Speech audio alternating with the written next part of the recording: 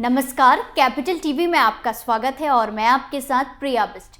मध्य प्रदेश में सत्ता बदले हुए वक्त हो चुका है, लेकिन अभी भी पूर्व सीएम शिवराज सिंह चौहान इस सदमे को भुला नहीं पाए हैं, क्योंकि उनके बयान ने एक बार फिर से सियासी पारा हाई कर दिया है। इतना ही नहीं, मूर्ति वाले बयान को लेकर बीजेपी जमकर कांग्रेस को घेरने में लगी है, तो वहीं दूसरी तरफ लाउड स्पीकर को लेकर शहर के काजी भड़क गए हैं और चेतावनी दे दी है, जिसके बाद माहौल सियासी हो चला है। लेकिन इसी बीच में एक कलेक्टर का बयान भी सामने आया, जिसकी वजह से उन्हें अपने पद से हाथ धोना पड़ा।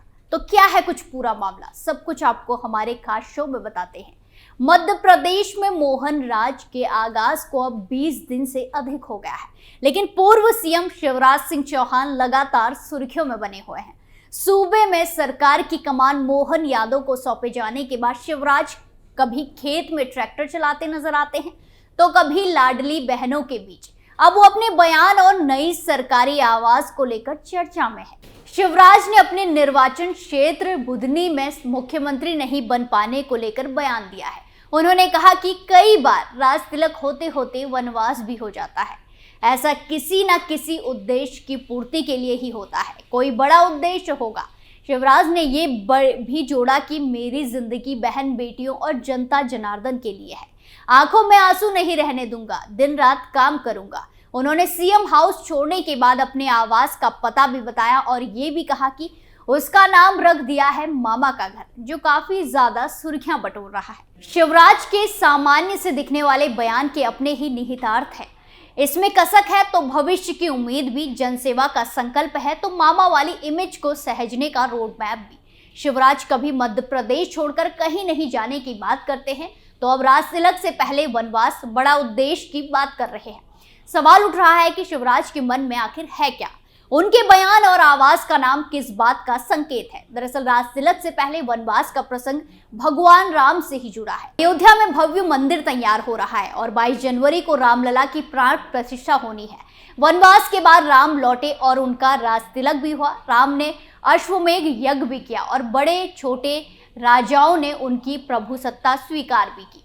शिवराज वनवास के पीछे बड़ा उद्देश्य देख रहे हैं, तो उनकी नजर मध्य प्रदेश की सत्ता पर है या अश्वमेघ यज्ञ के स्वरूप में देश की सत्ता पर। राजनीति के लोगों का मानना है कि शिवराज ऐसे नेता नहीं है जिसे आसानी से निपटा दिया जाए। वो हालात देखकर रणनीति बदल लेते हैं। उम्र का फैक्टर शिवराज के साथ है और निश्चित रूप से उनकी नजर अब पीएम मोदी के बाद के दौर की केंद्रीय राजनीति पर होगी। शिवराज संकेतों की सियासत से बीजेपी नेतृत्व, संघ और अपने कोर वोटर, महिला और युवाओं को लगातार संदेश दे रहे हैं। शिवराज सिंह चौहान के बयान हो या अपने नए ठिकाने का नाम, महिला और युवा वोटर्स के लिए एक संदेश है। वो चुनाव नतीजों के बाद से ही बार बार ये दोहराते रहे हैं कि मामा और भैया का नाता किसी भी पद से बड़ा है। ये वोटर्स के लिए ये संदेश है कि वो उनसे अपना कनेक्ट नहीं छोड़ने वाले। बड़े उद्देश्य की बात करने को समर्थकों और पार्टी नेतृत्व के लिए संदेश की तरह देखा जा रहा है कि वो सियासत से दूर नहीं होने जा रहे। इसी तरह जब वो अपनी जगह किसी दूसरे को सीएम बनाए जाने का विरोध नहीं करते और ये कहते हैं कि पार्टी जो भी जिम्मेदारी देगी उसे निभाएंगे, तो ये पार्टी के साथ ही आरएसएस के लिए भी संदेश बताया जा रहा है। अब सवाल ये है कि शिवराज के इस बयान में संघ और बीजेपी के लिए क्या संदेश हो सकता है? अमिताभ तिवारी कहते हैं कि नरेंद्र मोदी के बाद प्रधानमंत्री पद के दावेदार की बात होती है तो अमित शाह से लेकर यूपी के सीएम योगी आदित्यनाथ के नाम गिनाए जाते हैं। मध्य प्रदेश में लंबे समय तक सरकार चलाने का अनुभव और ओबीसी चेहरे के साथ ही महिला और युवा वोट बैंक में मजबूत पैठ शिवराज को भी मजबूत दावेदार बनाते हैं। अब शिवराज नहीं चाहेंगे कि अगर प्रधानमंत्री की कुर्सी तक पहुंचने की संभावना कभी बने तो उनका अनुशासनहीन बयान या ऐसे बयान या कार्य को लेकर संघ की नाराजगी उन्हें भारी पड़ जाए। यही वजह है कि वो सीएम की कुर्सी गंवाने के बावजूद अनुशासित सिपाही की इमेज को और मजबूत करने की कोशिश कर रहे हैं। एक तरफ शिवराज सिंह चौहान के बयान के बाद सियासी पारा चढ़ा हुआ है, तो वहीं दूसरी तरफ कांग्रेस की झोली में एक और मुसीबत आ धमकी है। दरअसल राम मंदिर में रामलला की प्राण प्रतिष्ठा की तारीख जैसे जैसे नजदीक आ रही है, वैसे वैसे इस मुद्दे पर सियासत भी गर्माती जा रही है। ऐसे में रामलला की मूर्ति पर सवाल उठाकर पूर्व मुख्यमंत्री दिग्विजय सिंह भाजपा के निशाने पर आ गए हैं। बीजेपी ने दिग्विजय सिंह को रामद्रोही करार दिया है। भाजपा के प्रदेश मीडिया प्रभारी आशीष अग्रवाल ने ट्वीट किया कि रामद्रोही दिग्विजय सिंह का नया पैतरा देखिए। श्री राम के अस्तित्व को नकारने वाली कांग्रेस के प्रतिनिधि जब श्री राम मंदिर बनने से नहीं रोक पाए तो अब एन कैन प्रकारेण विघ्न कैसे डाला जाए, इसके लिए षड्यंत्र रच रहे हैं। ठीक उसी तरह जैसे त्रेता में संत महात्माओं के यज्ञ पुण्य कार्यों में विघ्न डालने के लिए राक्षस कुंड में हड्डियां डाले जाते थे। आगे अग्रवाल ने ट्वीट किया कि दिग्विजय सिंह इसी फिराक में रहते हैं कि श्री राम के निर्माण में अड़चन कैसे डाली जाए। उन्होंने ट्वीट किया कि अरे दिग्विजय जी, अपनी विघ्नकारी बुद्धि लगाने से पहले मंदिर समिति की योजना तो पता कर लेते। मंदिर समिति ने योजना बनाई है कि श्री राम मंदिर के गर्भगृह में नवीन पुरानी दोनों मूर्तियां विराजमान होंगी। नवीन पुरानी मूर्तियों को अचल स्वरूप में स्थिर मूर्ति तथा पुरानी को चल स्वरूप में उत्सव मूर्ति के रूप में विराजमान किया जाएगा। इसीलिए अपनी दिमागी गंध फैलाने से बेहतर है राम नाम जपिए। अभी 18 दिन बाकी हैं, हो सकता है राम नाम जपने से पाप कम हो जाए। दिग्गी राजा ध्यान रखिए, ये मंदिर करोड़ों देशवासियों की सालों की प्रार्थना से जीवित हो रहा है। इसके लिए राम भक्तों ने तन मन प्राण लगाए हैं। आपके कोसने से ये रुकने वाला नहीं। इधर दिग्विजय सिंह के बयान पर डिप्टी सीएम जगदीश देवड़ा ने कहा कि उन्हें जरूरत नहीं है तो कोई दिक्कत नहीं, निमंत्रण देना काम है। 22 तारीख को भव्य आयोजन होना है। देश के पीएम नरेंद्र मोदी वहां मौजूद रहेंगे। पूरे हिंदुस्तान के लोग वहां पहुंच रहे हैं। अपार उत्सव के जनता में सब लोग जाएंगे और निमंत्रण भी दे रहे हैं। घर घर जाकर उन्हें ना लाने हैं तो ना ले। कांग्रेस नेता और राज्यसभा सांसद दिग्विजय सिंह ने इंदौर में एक कार्यक्रम में रामलला की मूर्ति को लेकर सवाल खड़ा किया।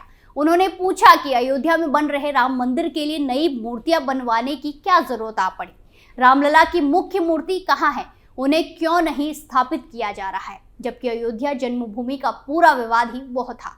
सरकार को इस पर सवाल खड़ा करना चाहिए था। सिंह के सवाल के बाद ही एक नया विवाद उत्पन्न हो गया है। वहीं दूसरी तरफ मध्य प्रदेश में नई सरकार के गठन के बाद से शुरू हुआ लाउड स्पीकर को लेकर विवाद अब तक थमने का नाम नहीं ले रहा है। खंडवा में धार्मिक स्थलों से लाउड स्पीकर की आवाज को पूरी तरह बंद कराने को लेकर जिला प्रशासन ने शहर की सभी धार्मिक संस्थाओं के प्रमुखों के साथ पुलिस कंट्रोल रूम में मीटिंग रखी थी। मीटिंग में जिला प्रशासन के इस इरफान के खिलाफ शहर काजी का जमकर आक्रोश देखने को मिला।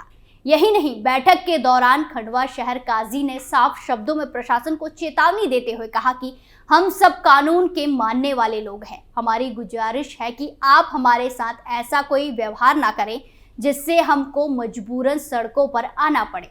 इतना ही नहीं, कलेक्टर साहब अपने रवैये की वजह से नौकरी से हाथ धो बैठे हैं।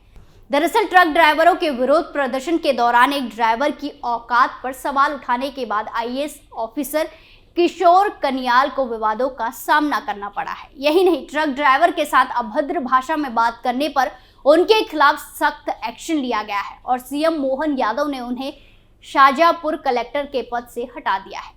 शाहजहांपुर जिला कलेक्टर किशोर कनियाल को बुधवार को उनके पद से हटा दिया गया। इन दिनों विवादों में घिरे आईएएस ऑफिसर किशोर कनियाल अभी अपने अच्छे काम को लेकर चर्चा में थे। पिछले साल अपनी बेटी की शादी में बसहरा लोगों को अपने हाथों से खाना परोसा था।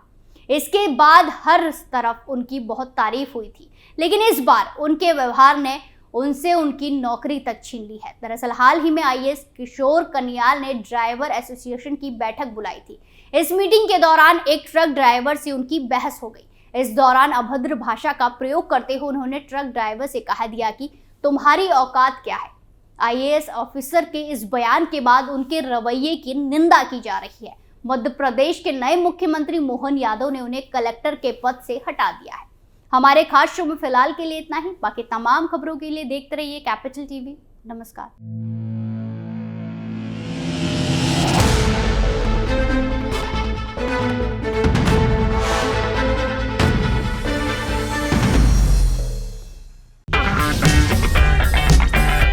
अगर आपको हमारा वीडियो पसंद आया हो तो इसे लाइक करें, हमारे चैनल को सब्सक्राइब करें और हाँ, बेल आइकन दबाना ना भूलें ताकि आप तक हमारे वीडियो की नोटिफिकेशन पहुंचती रहे। आप अपना सुझाव हमें कमेंट बॉक्स में दे सकते हैं। हमारे साथ जुड़ने के लिए शुक्रिया।